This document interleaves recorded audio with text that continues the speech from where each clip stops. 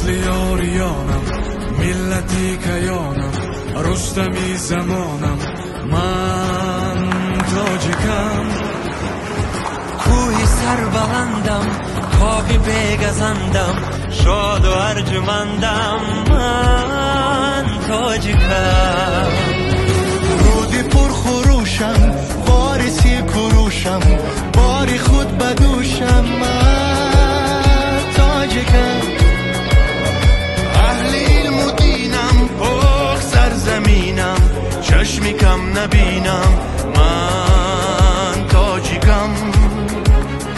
خلقی تاج دارم، باز خاک سارم، کینه ندارم، من تاجیکم. تاجیک مرد بود مرد بیماند، تاجدار و خون سر بیماند. تاجیک مرد بود مرد بیماند، تاجدار و خون سر بیماند.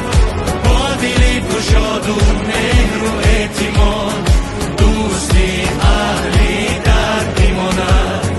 با دلی گشاد و مهر و اعتماد، دوستی اهلی در بیماند.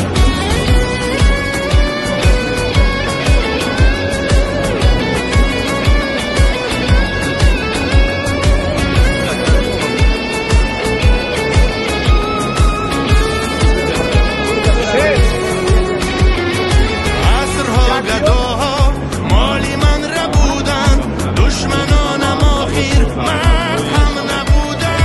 هرچی هم که بودن، گرچه هم حسودن، با زبانی من لک الله میسودن.